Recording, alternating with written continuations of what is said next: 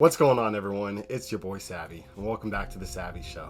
And in today's episode, man, it's like clockwork. I covered two Dr. Bobs back to back, and now a new one just dropped today. And you know I was going to pass it up, man. This one looks pretty cool as well, so I'm excited to see what he has for us today. And this one's going to be SCP-1003, Tapeworm Child. So, from the thumbnail, literally looks like the tapeworm could be the child's tongue, or the tapeworm's just coming out of the stomach through the mouth. I have no idea, but like, it looks pretty spicy, guys. And your boy is ready for some juicy today, so let's get it popping, man. So with that being said, if you guys do enjoy this reaction today, please let me know by smashing that like button. It takes less than a second, and it's 100% free. And also, let's try to shoot for 100 likes on this video as well, too. I'm sure we're gonna blow that out the water, but let's make that the benchmark. And also, if you haven't subbed to the channel and you do enjoy this, I recommend you guys a sub, because I make content like this all the time. I made over 300 reaction videos of SCP content, so this will be the best channel for you to dive deep in. So with that all out the way, without any further ado, let's get this show started. Alrighty, SCP-1003,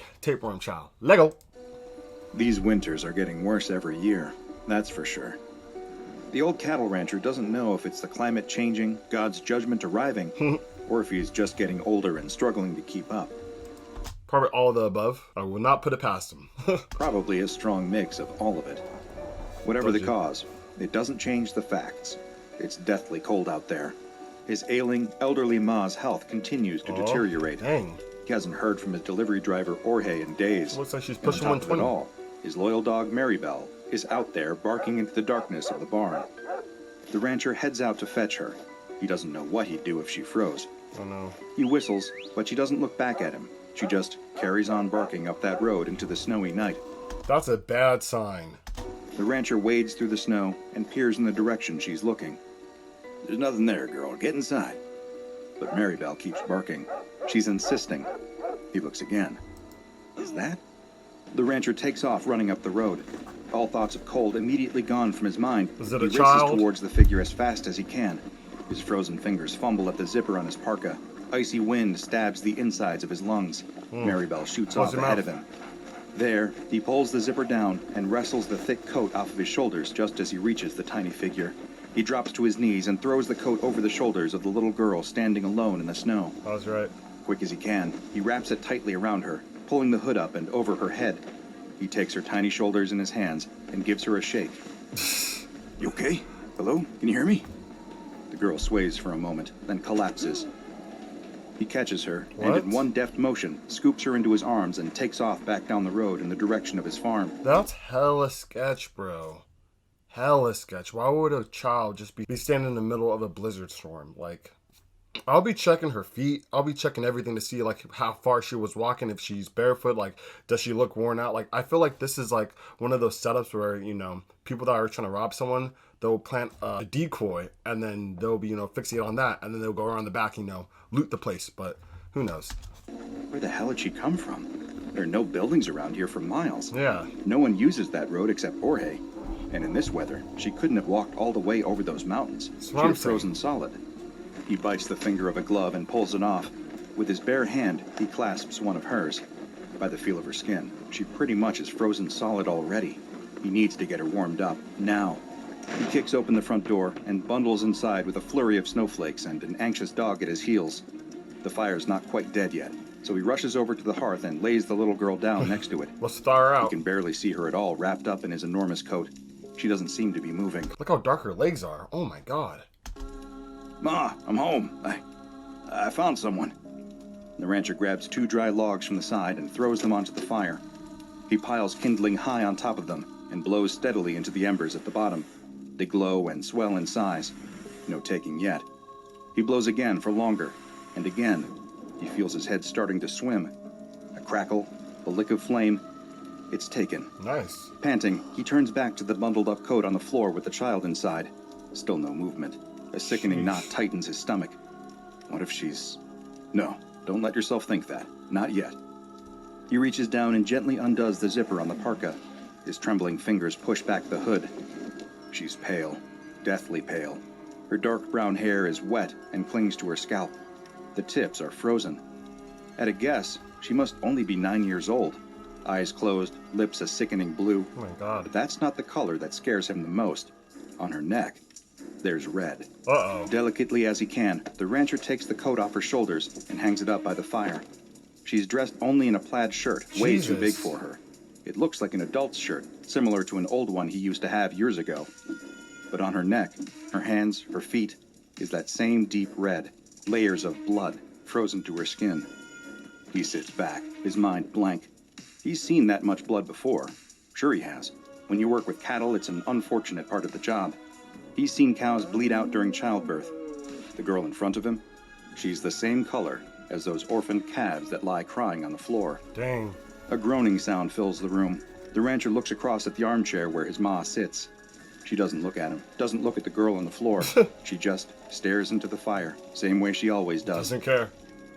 Ma groans again, trying to express something she doesn't understand, being in a world without living in it. Ma, it's okay. Sorry if I startled you. We have a guest with us. But she just keeps on groaning and staring into the fire. She's on her way soon. I don't even know how she survived this long. And I would hate to live this long. I'm just being straight up. Like what Dr. Bob just said. You live in a world where you're not really living. It's like, what's left to do, you know? But that's just me. That's my take on it. The rancher buries his head in his hands and lets out a deep breath. Only the sound of his breath is joined by another. A tiny breath, rattling and rasping through a damaged child's throat, trying its best to keep its host alive. She's alive, bro. The rancher opens his eyes and stares at the child. She isn't conscious, not by a long shot, but she's breathing, a little at a time. The icicles in her hair have turned into rounded droplets of water that glow by the heat of the fire. He snaps back to his senses. He's not doing her much if she's just lying there soaking wet. He runs off upstairs and grabs some towels and a fresh flannel shirt to wear. After several minutes of drying her off, he's confident enough that he's got most of the water off. There's still a lot of blood caked to her skin, but as far as he can tell, there's no wound anywhere that it could have come from. Brow furrowed, he leaves her under a bundle of blankets and fills up the kettle with water. Hanging it carefully over the fire, he walks over to the cabinet and fishes out a tin of cocoa from the top shelf. Hasn't been used in years, but should still be fine. Years? He would make it with milk, but she's probably dehydrated. Lifting the kettle's lid with the poker, the rancher pours the brown powder inside and waits for it to boil. The little girl's eyes are open now. She's staring into the flames. Her lips are looking a little more pink, her skin a little more blotchy. You're safe here. Just stay by the fire and warm up a bit. No, the first thing I'll ask is, why were you in that blizzard? Like, I mean, if she's able to talk, mind you, if she's still shell shock or, you know, still trying to thaw out, I'll wait. But, like, that would be the first thing I'm going to ask. Like, yo, like, this is a stranger. I don't know what family or what people that she's tied with. My mom is in the house, too. Like, yo, I'm finding this shit out ASAP. You like cocoa? The little girl drags her eyes away from the flames. Her expression is mostly blank. She looks too tired to be confused. For real. I don't know. I think you will. Well, she could talk. Ma always gave me cocoa. Okay. And with that, the farmhouse falls silent. The little girl stares into the fire. The rancher watches her, finally feeling the wave of exhaustion crashing over him. His ma has fallen asleep in her armchair. Only Maribel stays awake through the whole night, staying close to the little girl by the fire, occasionally licking her toes to try and warm them up. By the morning, the snow stopped, but the huge drifts remain. As the rancher walks across to the barn, he finds it hard to believe that just a few hours ago, the winds were whipping at his face as hard as they were. The world this morning is totally still. What the rancher finds even harder to believe is that there's a little girl in his house right now, fast asleep by the fire. He checked her forehead when he woke up this morning, and she miraculously hadn't caught a fever. She couldn't have been out in that weather for too long, but it only made the question more mysterious. Where did she come from? Yeah, ask her. Maribel didn't get up this morning. From all of the excitement last night, she must have been too tired for today. Walking through the crisp morning air, he can't really blame her. He shoulders the barn door open. A column of steam curls out of the opening. All of that warmth, humidity, and cattle smell is strangely comforting this morning. But as the rancher goes around checking on all the cows inside, he very quickly discovers a problem.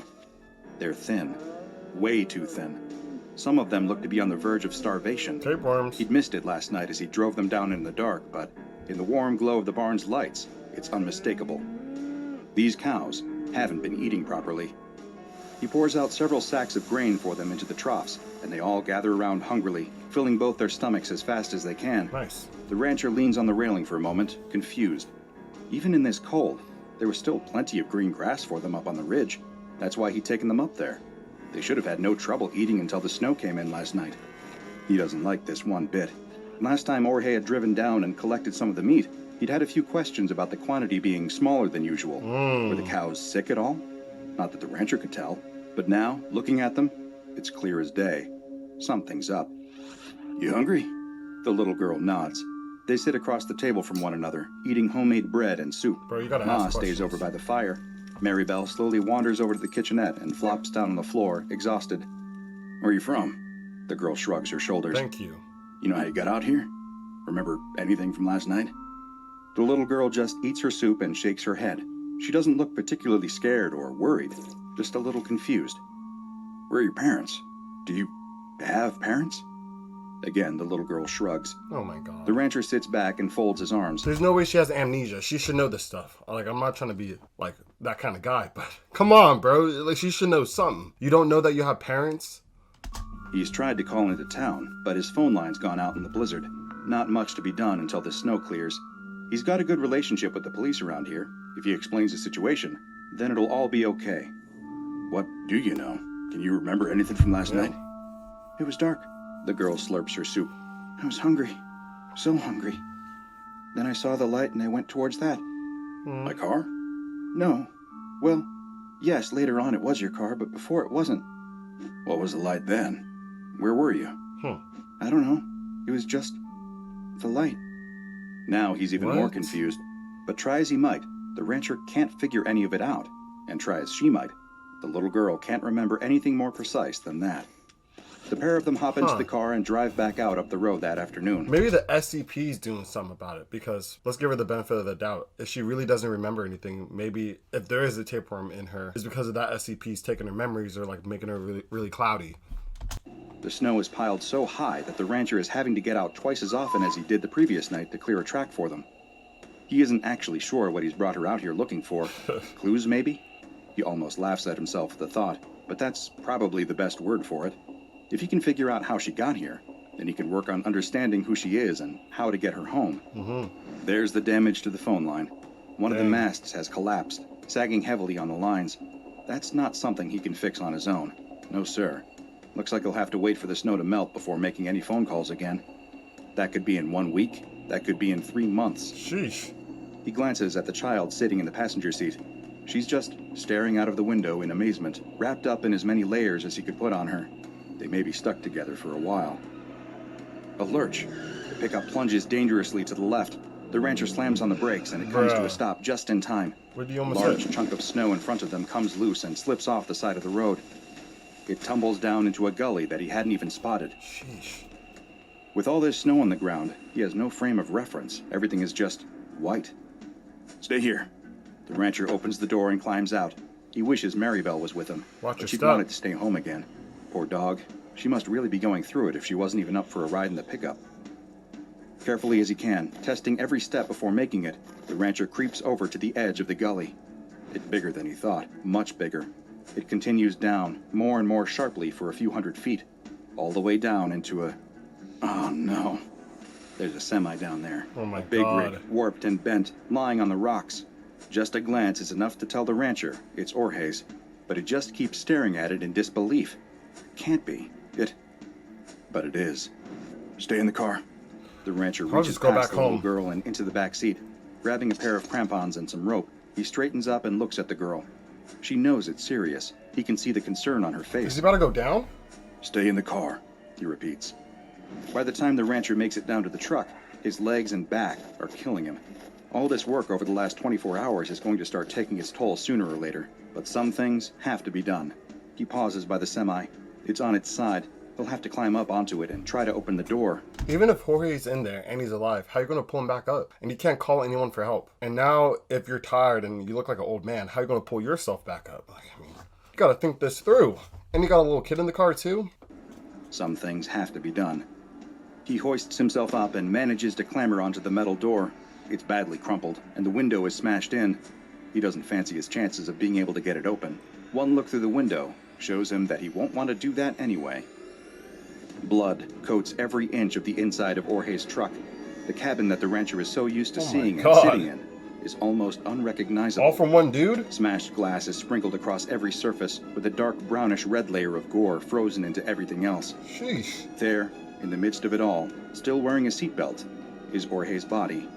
It dangles like a limp carcass at a butcher shop, Oh my like god. the cows he hangs in the slaughterhouse. And like those cows, a large chunk of Jorge is missing. His fat stomach is gone, not just cut open, but gone. The tops of his thighs, too, and much of his chest. So much of him is just missing. Open arteries and lifeless nerves dangle in place. Wait, then who's that guy in... Okay, so I guess these are just two visualizations of Jorge, because there's one of him hanging outside the car, and now there's one in the driver's seat. What the heck? That must have been a hell of a crash. The rancher reaches over and pulls Jorge's cap down over his eyes. Dang. Not much else to be done right now. No way he can clean this mess up by himself. But as the rancher climbs up the valley, his mind starts to connect some dots. Dots that leave a sick feeling in his stomach. He's seen that much blood somewhere else. Or rather, On the girl. on someone else, just last night. He slams the door to the pickup shut and... Bro, no, it's clicking for me now. What if Jorge was doing the same thing this guy was doing, saw her in the road, picked her up, tried to take her to safety, and then clapped him, and that's why she got all the blood. And maybe that's Jorge's blood and not hers, because she looks completely fine. Bro. starts to drive back down the track. Since the snow stopped, all of the drifts that he'd cleared earlier remain clear. It's only a few minutes' drive back down to the farm. He doesn't say a word the whole way, and neither does the little girl. She clearly senses something's up.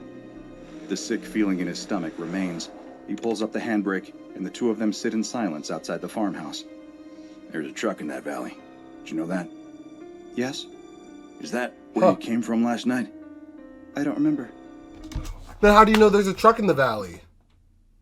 Bro, she playing you, bro. She's playing you. Was he... The rancher stops. Jorge didn't have any kids. What were you doing in his truck? I don't know. Did he... Was he... The rancher can't bring himself to accuse his best friend of the words that almost left his mouth. Best friend. Do you think you might not remember because something bad happened to you? He wasn't trying to, I don't know. The rancher closes his eyes for a long moment. Come on now. Silence fills the pickup. Come on, let's get inside. If that was the case, she would have just set off from the jump. How did she know there was a truck in the valley, bro? And then she doesn't know that she was, like, why she was there? She got caught up, bro. She ain't fooling me. But inside wasn't the safe haven he'd been hoping for. Ma's been throwing up. Oh, Not no. just once, but a few times. Ma. She's distressed, groaning aimlessly for someone to come and save her. She got the tape. Maribel is pacing around the room, yelping and whining.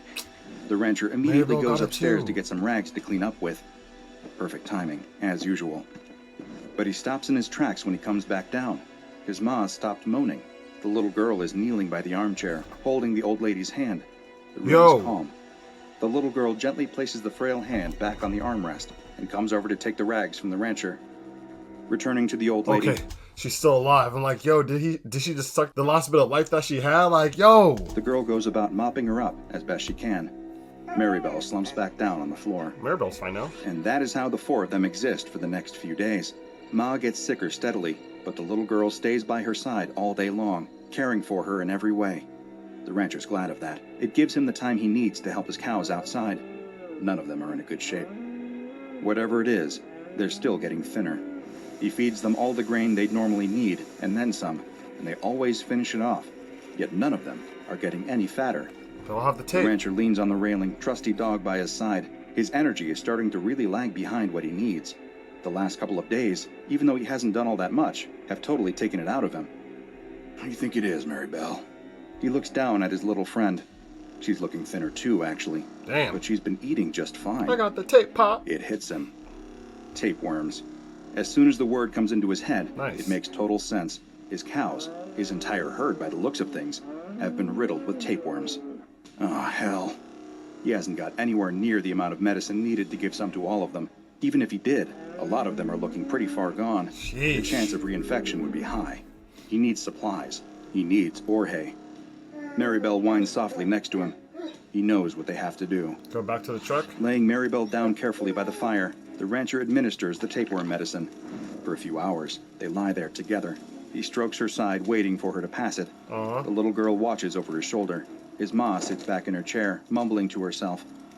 He hasn't talked to the little girl anymore about Jorge yet. He isn't sure what there is to say. Maybe he should ask if Jorge was sick. After all, the cows clearly have had these tapeworms since before the other night. Jorge may have picked up contaminated meat from him last time he came. Maybe...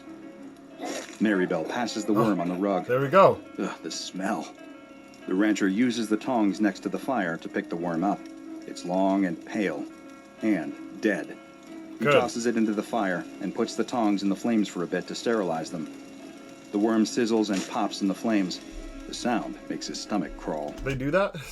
When you put a tapeworm in the fire, they pop like that? The heck? Let me know in the comment section below if you guys know the answer to that. The rancher glances around and sees the little girl staring at the tapeworm. He looks past the girl to his ma sitting in the chair. Her turn next. Yep. But as that night and the following morning reveal, it's too late. His ma's groans turn into cries of pain. She openly sobs by the fire, clutching at her stomach.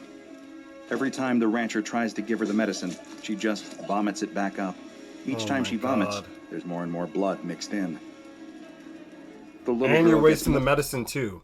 And this is all the little girl's fault. Like, there's no way. Maybe the cows got it from Jorge or something. I don't know. But like, this all happened from the dog and the mom catching it right when the girl came in the house. Yo, there's sums up. More and more upset.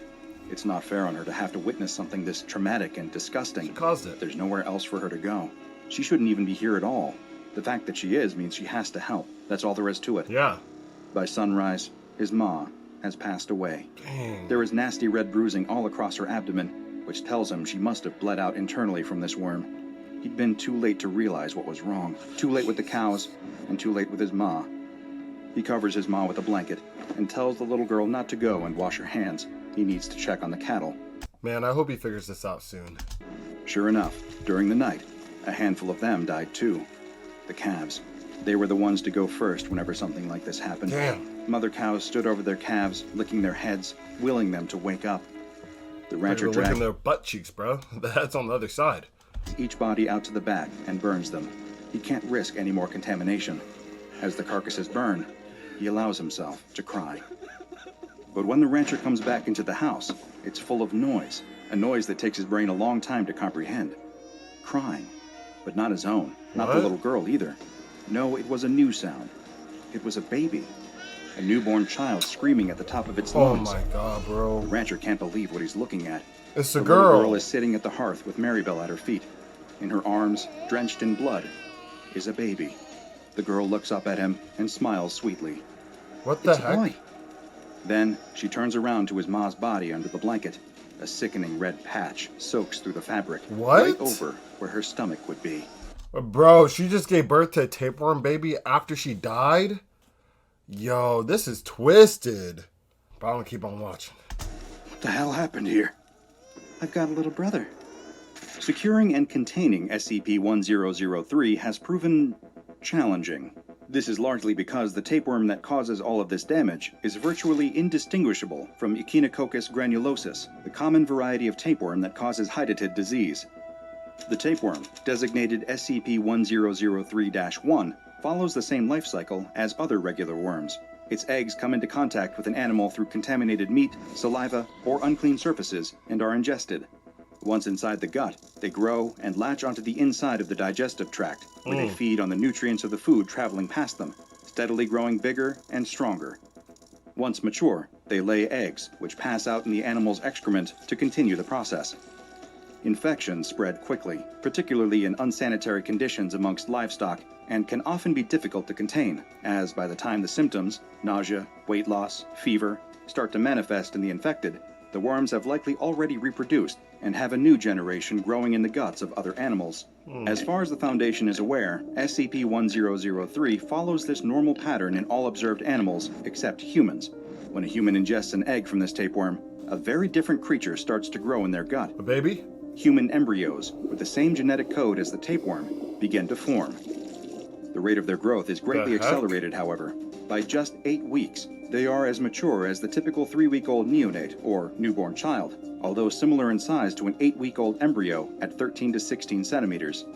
Many eggs usually enter this fertilization period, but almost all of them die before having a chance to develop much beyond the early stages. Damn. They stand the best chance of survival when buried in the hepatic tissue, where they can absorb plenty of nutrients from their host. The host at this point usually starts to experience mild symptoms, lethargy, the occasional stomach cramp, nothing particularly severe. Oh, so he Yet, had one too. The embryos that survive soon develop rows of temporary, razor-sharp teeth.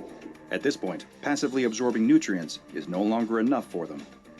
They bury their teeth into the soft tissue surrounding them and begin to eat. Once they enter this stage, their rate of growth increases exponentially the more flesh they consume. But even through the body? Eventually burrowing out into the world, the tapeworm child is born drenched in blood. The size and apparent age of the child that emerges from the corpse are determined by the size of the person they consume. For example, the child eating its way out of the rancher's maw appeared to be only a 10-month-old child, as there was very little of the frail old woman for it to eat. By contrast, the little girl who emerged from Jorge's gut had plenty of fat to feast on, and so was able to grow to the size of a 9-year-old. Yo.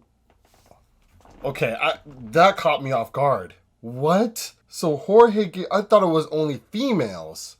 But I guess, like, it doesn't really matter. That was just my mindset about it. But, bro, she was a tapeworm baby. So I guess these tapeworm kids, they can't age. Once they're this age, like, they're just that age. They're good. They're done. They're not going to age anymore. So they're pretty much immortal? Or do they just start off as, like, that age? Like, she starts at 9, and then she continue aging like a regular human being. What the heck? Once the child emerges, the teeth that they'd used to eat their way out quickly become loose and are replaced by regular human teeth. The children themselves have no memory at all of where they've come from or what they are. Then how did she know that she had a little brother when the grandma gave birth to the little baby? Man, she's sus, bro. Then she should have no idea. She should be like, oh, wow, this baby's cute at the most. Like, she shouldn't know, like, oh, I have a little brother. She just said that she didn't remember anything. They have the same motor and linguistic skills that a regular child would possess at their age. Nothing, aside from their DNA, marks them out as being any different from the children around them, blissfully ignorant, just like the children around them. It is theorized that many of these children end up in orphanages. With no birth certificates or identifiable parents, they fall through the gaps in the system, quickly lost to the world. The only way to really track them at all is to follow the infections they cause. You see, these tapeworm children have one final curse they must live with. Jeez. Their bodily fluids, their saliva, and sweat contain the same tapeworm protoscolex that will develop into SCP-1003-1 as soon as it is ingested by another creature, making the cycle start all over again. If you want to track down a tapeworm child, and I highly advise that you don't, all you have to do is follow the trail of nasty stomach infections, internal bleeding, and freak pregnancies amongst the outcasts of society. It, unfortunately, will not take long. I mean, any pregnancy from a man, that's going to be the first indicator that you're dealing with this SCP. There are currently 10 instances of SCP-1003-2 in containment. The children live in Bioresearch Area 13 under strict supervision. Researchers are only permitted to enter their cells whilst wearing full-body biohazard suits, but first must have Level 4 security clearance and must have written permission, and can only enter with specific research goals agreed upon. All staff are regularly tested for the presence of any kind of tapeworms in their system. No other animals are permitted in this facility. I want to know what makes them different from, like, regular humans as well. I know he already touched bases about a few little differences, but I want to know, like, do they actually age as regular humans? Because, for example, like, they were born a lot faster because there's more fat for them to feed on. So would that mean if the one person is born with more fat, which is like the 9-year-old girl, would she age faster than the baby that came out of the grandma? Like, I want to know if it's the same or if it's different. Now go and watch another entry, such as What's going SCP-2119, on? transmitting parasite, for more perilous parasites. And make sure you subscribe and turn on notifications so you don't miss a single anomaly as we delve further and further into the SCP Foundation's classified archives. Yo, this is the first time I think I've seen Dr. Bob not survive. He actually got clapped, and now we have a tapeworm Dr. Bob. Like, no cap. I don't think there was ever one where Dr. Bob actually, like, you know, got bodied, bruh. Like, yo. If I'm wrong, let me know. I'm just curious. I'm trying to think now. I think this is the only one, but I guess, like, it's another Dr. Bob, but, like, it's a tapeworm Dr. Bob. The old one's dead. I guess he ain't the administrator. I mean, I feel like he wouldn't get clapped that easy if he was, but, to each their own. So with that being said, if you guys enjoyed this reaction, let me know by smashing that like button. Let's try to get at least 100 likes on this one. And also let me know what you felt about it in the comment section below. The twist about the child being the actual tapeworm, that didn't click with me. I guess I could have just, like, really thought about it deeper, like the title of the video, that is a child in the middle of the night. But I didn't think, like, that child came from Jorge. the process of where that child came from. That didn't click at all. I thought the child was like just the instance of the SCP, wasn't the actual tapeworm being the SCP. So that was a good twist. They got me on that one. But with that being said, hope you guys enjoyed this, and smash that sub button if you're not part of the family, because I don't want you to miss out on any juicy heat in the future. So with that out of the way, unfortunately that concludes today's episode. However, I'll catch you guys on the next one.